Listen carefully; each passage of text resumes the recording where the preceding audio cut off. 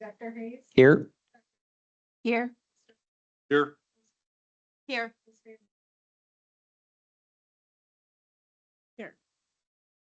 We have a quorum, right? Check. Thank you. Next item on the agenda is the adoption of the agenda. So hopefully everybody's had a chance to review it. And if you have any comments, changes, or would like a motion. And the only suggestion I was going to say was, do we want to do the job descriptions first? Just to get that approved right away. Sure. Yeah. No problem with that.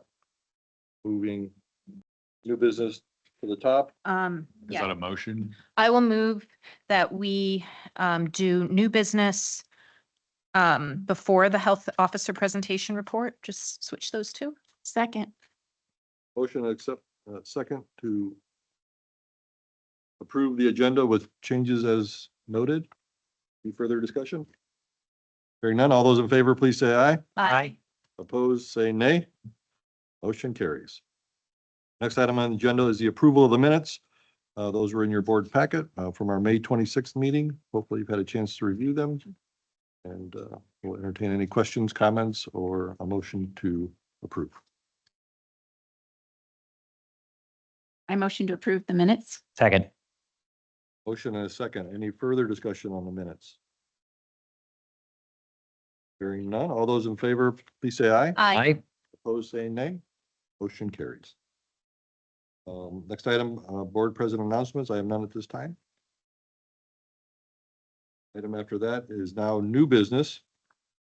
Item 2639, discussion and vote on the job descriptions, the data analyst, administration, executive and administrative assistant, registrar, vital records, and nursing. Hi, good evening. Mike Rubel, Director of Operations for Department of Health. All four positions are essentially updated relatively in a minor fashion. There's been no fundamental rewriting of any of the positions. We've done the standard updating of duties to make sure that they're current and reflective of the duties and work that are performed today. Some clarification has been given where needed. The biggest change has just been the adoption of the standard language that we've been adding month in and month out to to each of the job descriptions as they've been coming in front of you. But they're essentially, these four have not changed in any dramatic fashion. So they are the same roles that people have been doing, just better clarified, better worded to describe the work that they do. Thank you. Any questions or comments? Again, the job descriptions have been seen by the individuals who do the job. If they needed to update it with anything, then it went through the unit directors and assistant director. Then it went to Mike, and then to Dr. Purushottam and I, and then to Ellen. So they've been pretty vetted, but we're trying to make a line of uniformity between the job descriptions too, so that there's standard language pertaining to the jobs for the department. And we're going to be done how soon? Is it before September? We should be done in September with all the jobs that are currently on the list. There are some that were approved in late 2024, essentially before we began this process, that they're very updated. I believe they are current, but they lack the standard language. So something I would like to do over the summer is review with the health officers to determine if those are also job descriptions that we feel we should bring in front of you and do the revision and standardize them as we have with the others.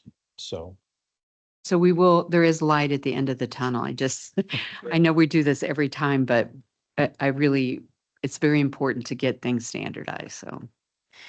And really, just to comment, the benefit of standardized language is simply that we are trying to communicate the same thing clearly and without any confusion. And the easiest way is to make sure that it is the same language. So there's no idea that maybe we are thinking that something applies slightly differently to one position than another, when really everybody has the same it's when the expectation is the same across the board. So That's great. Tough, tedious work. So appreciate your efforts. Dr. McGlary, any other questions, comments on the descriptions?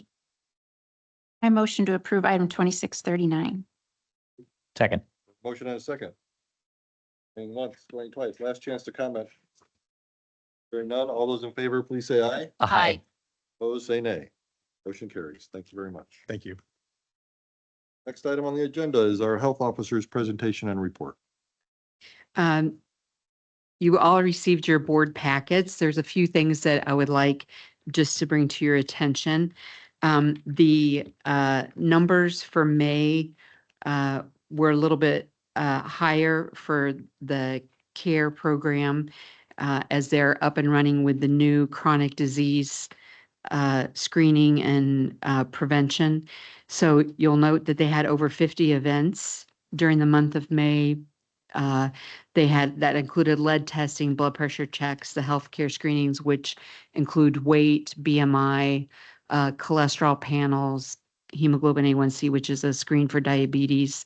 The EMBER program continues to expand. They had 105 participants across the 3 classes and the support group in May. 10 participants were brand new, so 10 unique participants. We also had our first in-person event in Central Park in Mishawaka. The second weekend in May, it was basically a Moms on the Move stroller walk. They could walk the river walk. They came around and got information from, there were several of us that had stations, and we handed out information for parenting and pregnancy. They are planning their next event for an in-person event for the EMBER program, summer safety event at the library, the downtown library in July, and we anticipate a pretty big event. We're gonna have a fire truck, and the team is planning a great event. So I want to get a plug in for that. The what is the date for that again and time? July, is it?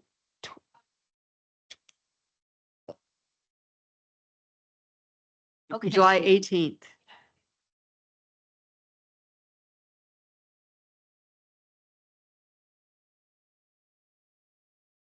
And I know that I've talked to the environmental team, and their director, Brianna McCall, advised me that new construction permits are up more than they expected.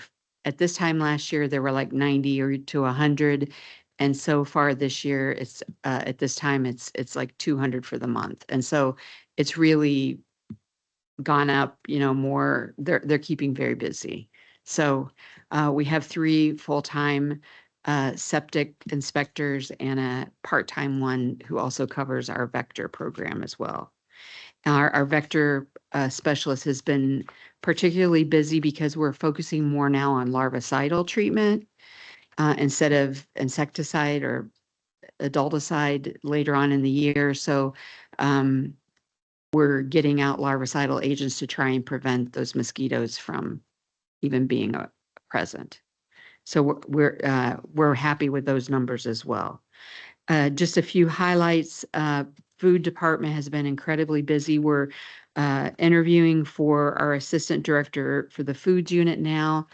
The food code, the new food code is supposed to come out January 1st, but there's a lot of very important details involving food permits for mobile units and homestead. There's a new homestead provision is going to be difficult because homestead foods can't be inspected unless there's a as it's written now, unless there's a complaint registered. Whereas the other food permits, you have to pass an inspection in order to get a permit. So there's a lot of devil in the details, so to speak, and that they're trying to work that out. Karen Teague, our Director of Food Services, has been very heavily involved in trying to help in the working groups, trying to get some changes made to the food code. I think a lot of these are unintended consequences that just need to be addressed and clarified. We met with HealthLink recently, one of our community partners, to help us with TB patients.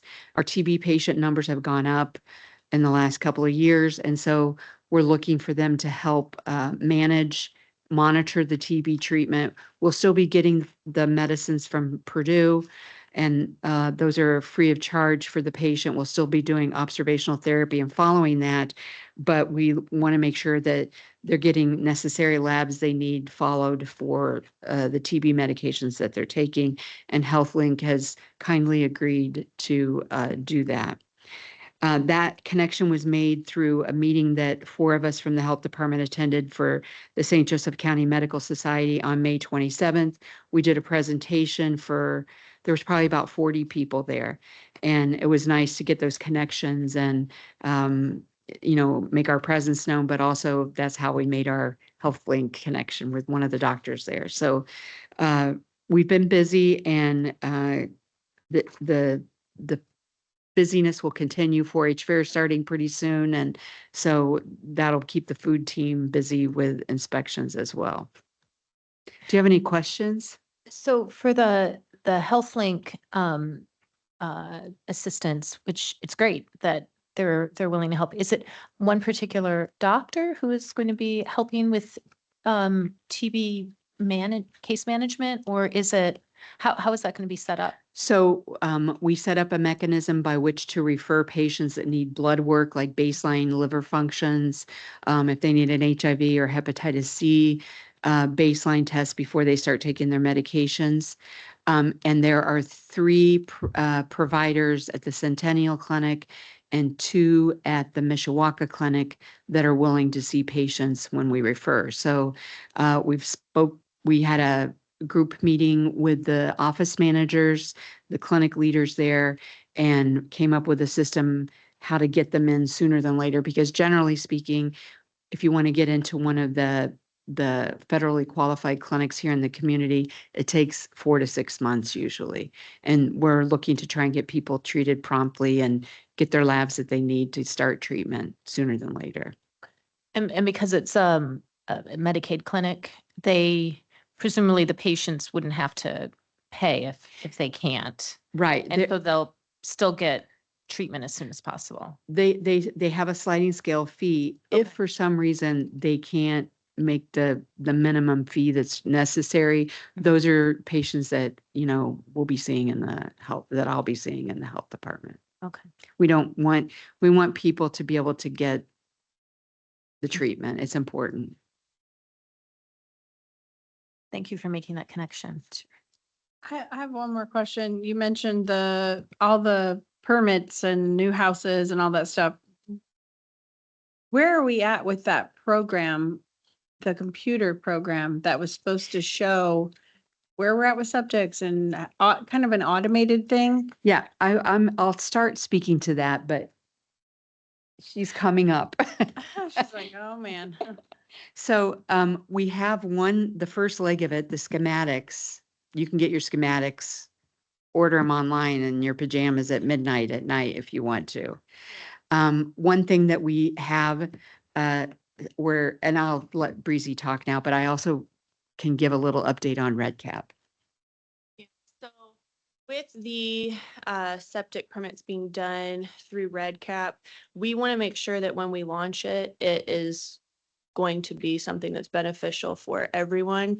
And what we failed to recognize, this is an error on my part, was that because there's so many new construction permits coming in, if it's new construction, they need a new well permit as well.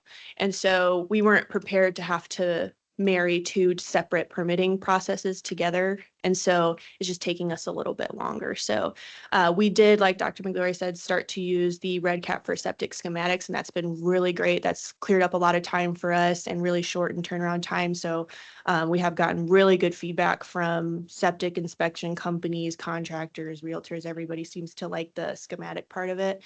But again, we don't want to launch something, tell everyone they have to use it, and it's not adequate in that time. So that's an error on my part. And so we are kind of just working backwards a little bit, but we're hopeful that we can create something really good and that when we launch it, it'll be a good program for everyone. It should launch this year, Okay. correct? So now it's still call in. Nope, nope. So when you do a permit, you do it online. It's just a different permitting process. So we then take what they've submitted online and put it in a separate process or program, FileMaker, and then we do everything there. And then if people have questions, they come in, they call. We talk with the contractors all the time because we're out in the field with them. So a lot of it is just kind of verbal exchanges. So this, of course, is meant to make it automated, but again, we're just not at that point where we can. Yeah, so people it are still away. calling and be like, Mhm. where's this? What's that? Yeah. That's what we're Yeah. working on. Okay. Got it. It's changing soon, I promise. We are, we did receive permission from the commissioners to bail on the Civic Gov. And so we're going full bore red cap on every unit in the department. So everybody's going to eventually be automated and on red cap. The idea is to be user-friendly, forward-facing, transparent. It will help us also maintain easier records to access when we do. We don't have to go searching for it. It's going to take a little while to get everything done, but our data analysts have really been working hard on it, and they're very talented. And the best part is it's free. It doesn't cost a dime. And we have our own server that we can have everything backed up on our own server. So it'll be so much better. It's a lot, all of their writing all the code. They have to write all the code for every unit, but my money is on them. Since Breezy's up here, can I ask one more question? You talked about focusing on larvicide for mosquito treatment. What exactly are you doing? So essentially our vector coordinator is going out to mostly catch basins. So that's Okay. where she's putting most of her attention in the idea that that will cover larger grounds for more people. And so it's just like little dunks that she throws into catch basins or retention basins or whatever small or large bodies of water that she can find. Some subdivisions will have like what looks like a little pond, but it's really a retention basin. So she'll throw more in a larger pond or smaller amounts in a smaller one. But it's really just a dunk that she kind of just tosses, documents that that's where she tossed it and goes on to the next one. And so it's really just like Dr. McGlory said, just getting them while they're little hatchlets before they can grow Okay. up and And it's just a pesticide that'll kill them as larvae? essentially, yeah. Okay. But it is organic and Oh, that's what I was gonna it's- ask you. yeah. Do we tell the people in the surrounding homes? Nope. Because you know how kids are, let's swim in the pesticide. Yeah. You know, you tell them, don't do that. Yeah, and- no, we don't contact anyone, but I would hope people's children aren't jumping in. with Yeah, the they are. basins. They're not super clean for other reasons. But it's not harmful to humans. at No. all. Nope. Okay. Nope. Cool. Okay. Yep. Any other questions?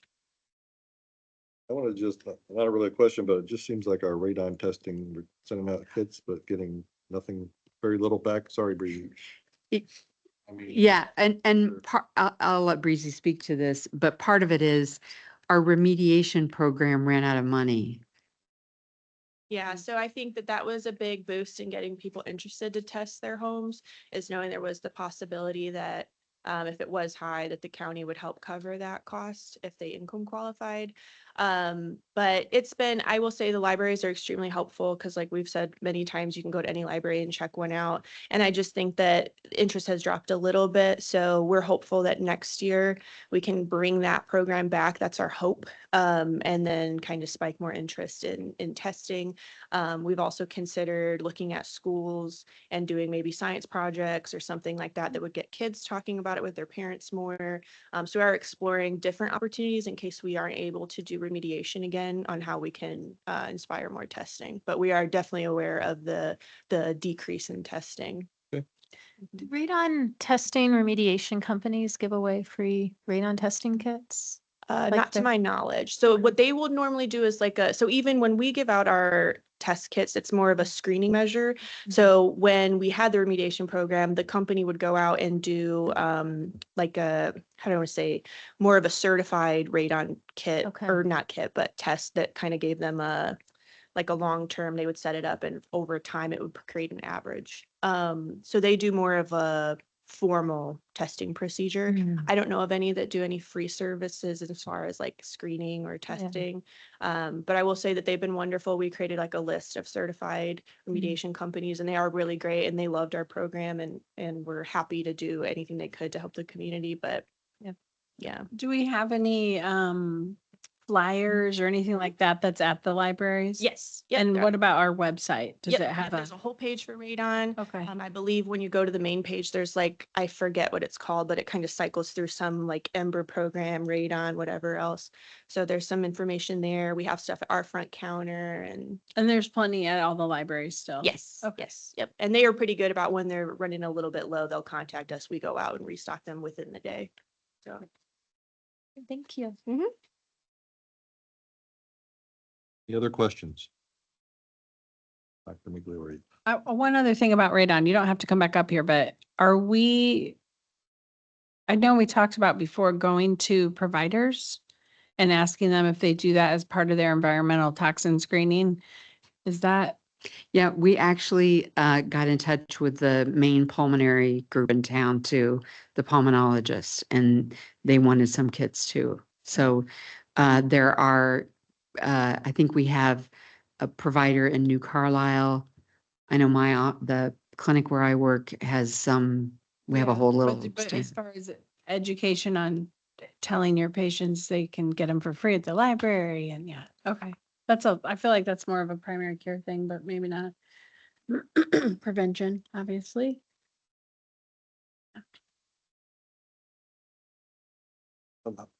Can you go back to the food code change?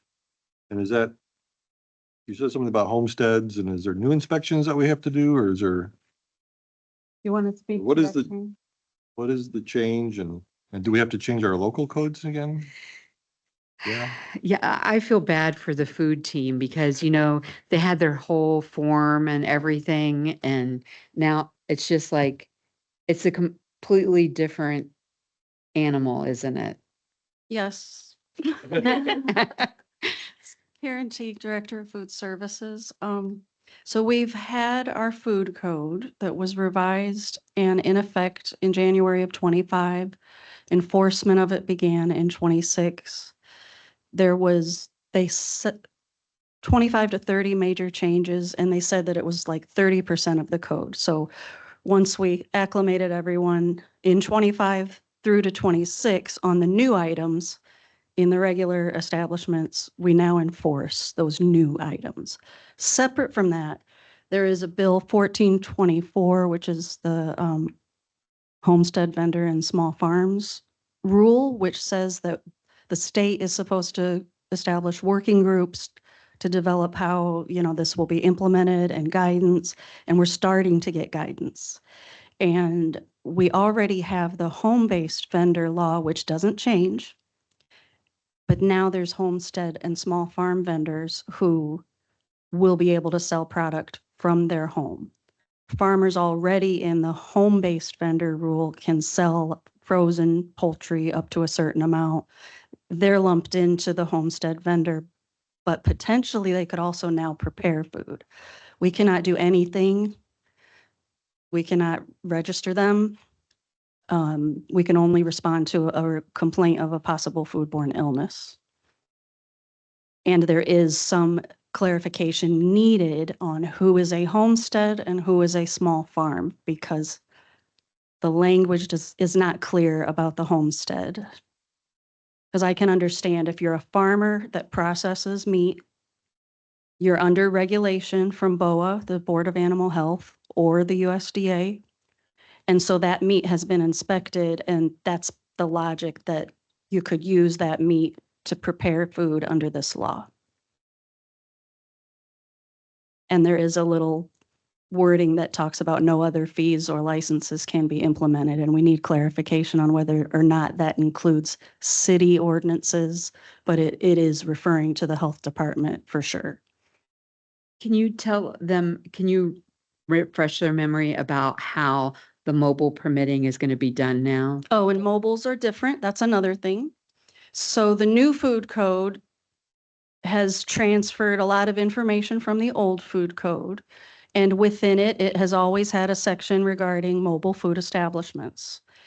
Now, the section that references mobile food establishments is being modified so that it will have its own section regarding state licensing. And the state mobiles will not be able to be charged anything beyond what the state fee is, which totals $450, 200 stays local, 250 goes to the state. And that is still in process too with working groups.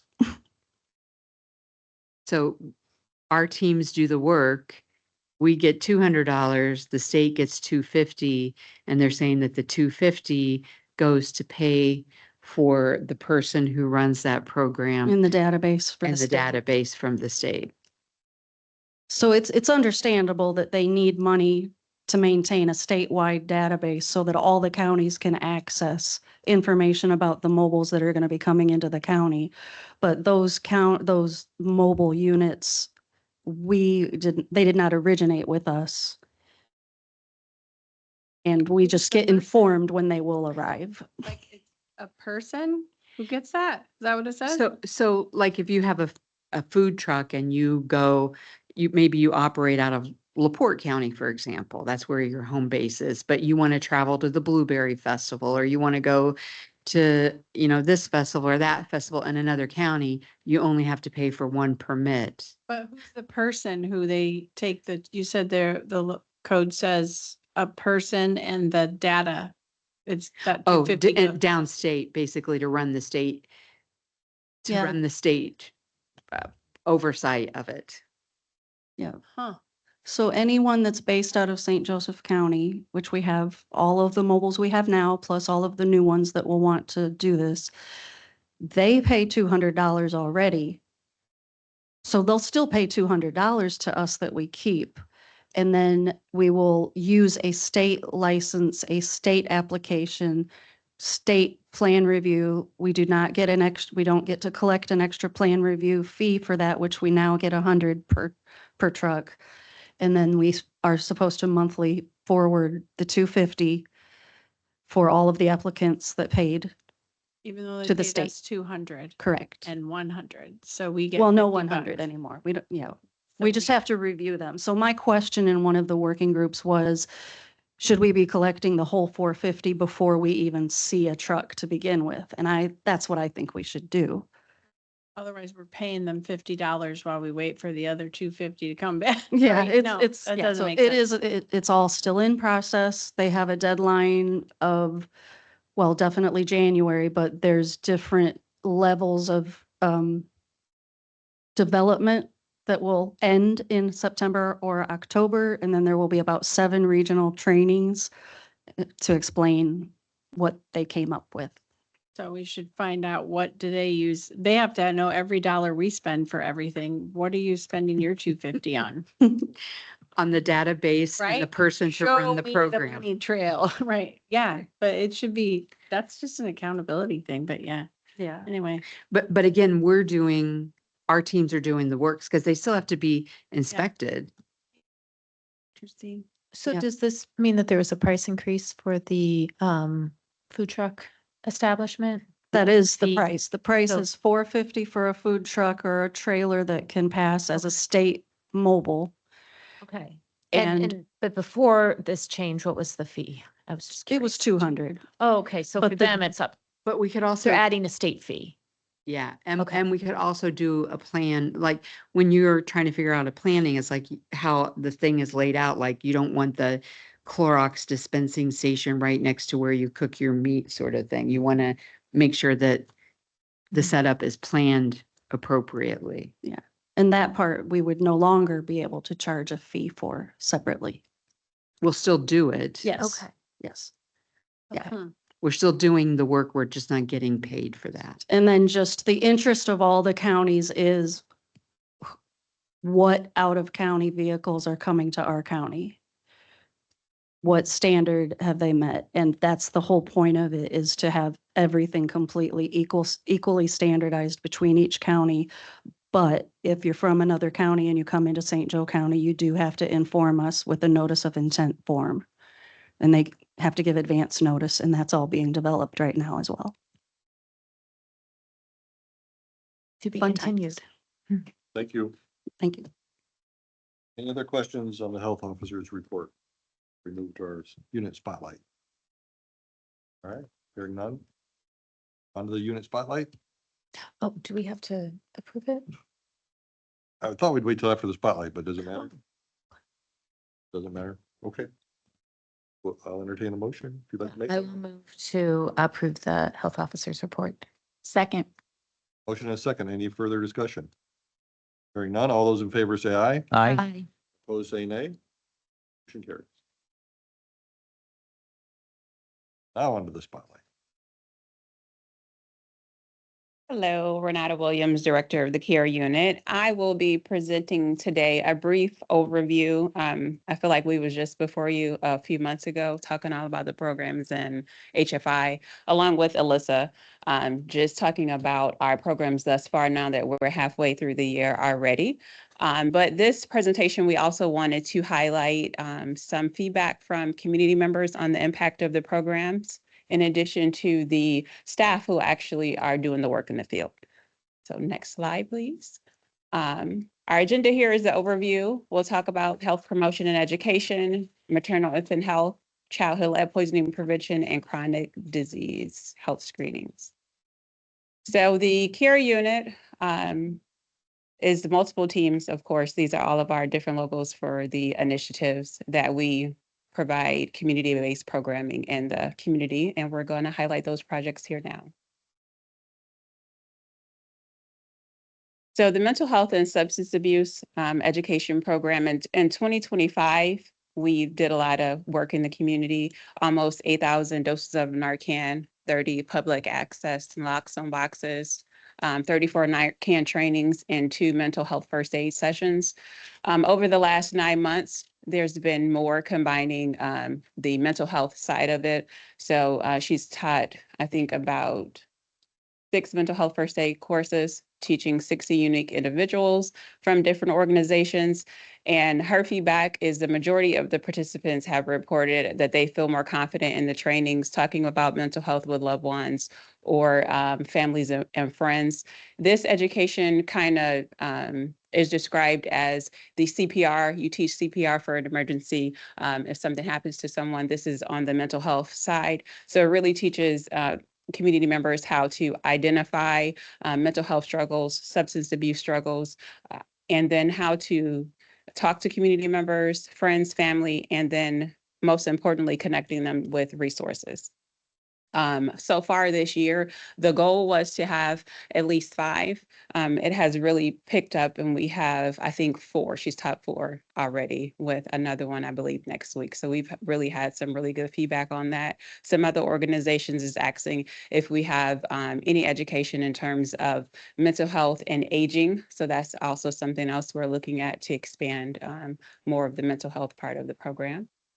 Next slide, please. Can I, before you leave that topic, what agencies are you doing these presentations for? Yeah, so there are some schools like IUSB, St. Mary's, and then we have some community-based organizations, some of them like the MLK Center, One Ruth, we had one there. So there's been a various like combining. There's some, the schools too, South Bend schools, some of them, the library too, want it for their staff members. And then there's another side where we offer it for the community. The trainings though are like an all day training. So that's something you really have to commit almost 7-8 hours to it. Is very extensive. It goes into like the different levels of mental health crisis that you may see, simple all the way to the extreme, and how to respond, talk, make sure they're connected to someone that can help them. So yeah, Okay, thanks. you're welcome. Okay, and then our maternal infant health program, I feel like we talk a lot about MIH and the casework and Ember and all of the things, but the program really has blossomed. I will say we have a small but very mighty team. So in 2025, we supported 207 women. 83 of those clients are new this year. So last year was 207. Right now, we have already saw 83 new clients. assisted 180 pregnant individuals with insurance navigation, supported 92 first-time mothers, referred 27 pregnant women to lead home risk assessments. So in terms of our programming on our caseload, there's a intake that we do with the mom that is very extensive, just asking about resources, where they're at in their pregnancy, what do they need, do they see the doctor, insurance. But we also refer them and let them know about the programs we have so they can enroll with Ember when they're done and have delivered. We have a home visiting program, all of the things. But the perinatal lead program is also something that we let them know that you can have this done now. You can have your home checked and assessed for lead before the baby is even born. And then last year we had over 1,300 maternal education support group attendees. And right now we have 100, I think we're up to 107 and 500 total participants this year. So those 105 unique participants make up the 595. We have class every Thursday, support group twice a month. So a lot of them are repeating and coming to every class, every support group.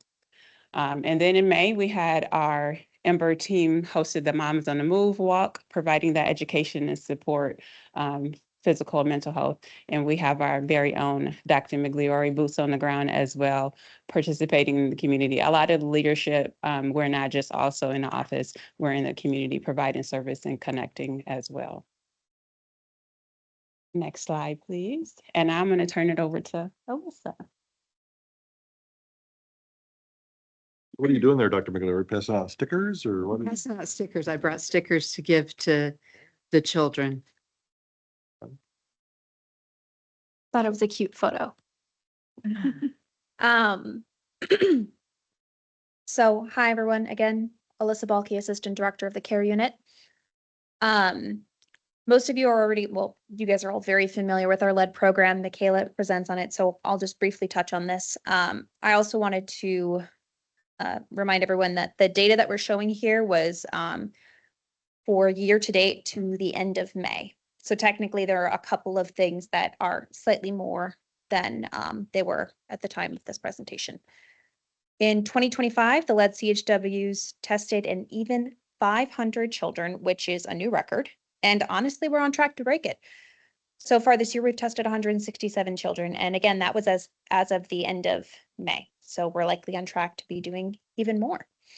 Our lead teams and all of our CHWs are getting pretty busy, as Dr. Migliori mentioned, as we move into full swing of our event season. Last year, they also attended 73 screening or awareness events. These are often held at local daycares or community events. And in particular, one of our CHWs, lead CHWs, highlighted our partnership with the Head Start program locally.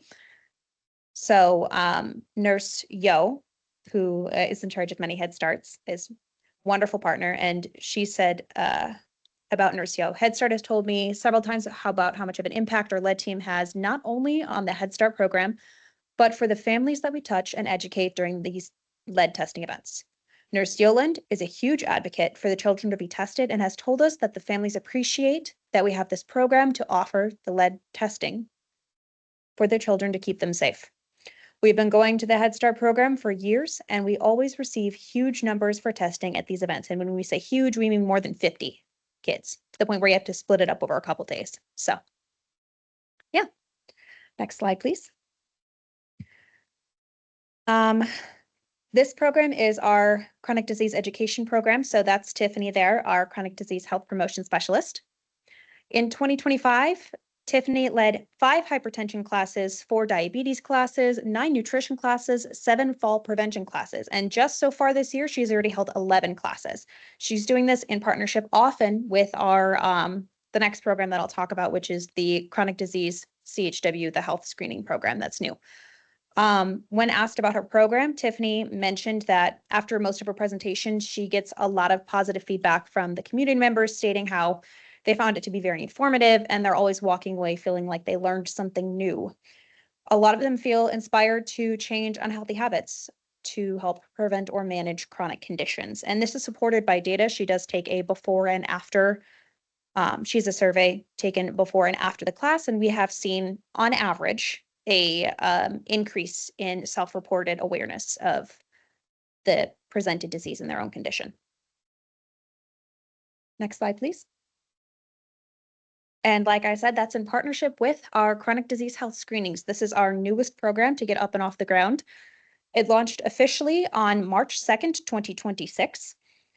And like I said, this data was as of the end of May, but we've had a very busy month. So as of May 31st, I believe, we had 134 health screens provided to community members, but we're already at, I believe, 194, 195. So almost breaking 200 already for the year. As of the end of May, we had assisted 21 people with insurance navigation, and importantly, there were 44 people who did not report having been diagnosed with a chronic condition who screened high during one of our biological tests. We offer BMI checks, A1C, cholesterol, a full cholesterol panel, including triglycerides, total cholesterol, LDL, and HDL. And then, am I missing one? Yeah, oh, blood pressure, hypertension. So we had, like I said, 44 people who scored, had an elevated result on any one of those tests who had reported no chronic conditions, meaning that we can support them in using those results to further talk to their doctor and potentially either get diagnosed or better manage their health. So participants often walk away, again, expressing gratitude. One of our CHWs told us that a program participant said, "I just wanted to tell you that I really appreciate you being here. The work you're doing really makes a difference." So, yeah. Next slide, please. And this is just a couple of highlights of our team doing the work. This is our chronic disease team with our health promotion specialist and many of our CHWs in the field conducting the health screenings at various locations, including the library and the upper room, which is now called Bridges to Recovery. So, yeah. And that's it. Thank you, Alyssa. Very nice. Absolutely. Nice work. Thank you. Appreciate Any it. questions? Thanks, Lana. I was just curious for the chronic, the health screenings. I know you're going to the libraries. Mhm. What other, have you been going to other locations too, or what Oh, yes. locations seem to be the most fruitful in terms of? Yeah, we are all over. Okay. So we have partnered with the local, if you guys remember our flyer, we do partner with the local library system for St. Joseph County, going to various branches. Mhm. We found sometimes some branches are more popular than others, but Mhm. we've expanded to various community locations. For example, we're there during the Crocs Food Pantry hours. We've partnered with One Roof, Portage Township, we're going to be going there monthly, several churches. Renata, which would you say was the most fruitful, like most productive of our partner locations so far? St. Margaret's, the Croc, yeah. County City Building, that's right. We also offer it here once a month, the last Thursday, I believe, from 12 to 4. Yep. So I would say that the first month that we offered that, I think there was property taxes or something going on. So the County City Building was very busy, and we did get like 13, 14, 15 just in that couple hour period. Those all hypertensions. That's when they diagnose all the high blood pressure. Yeah.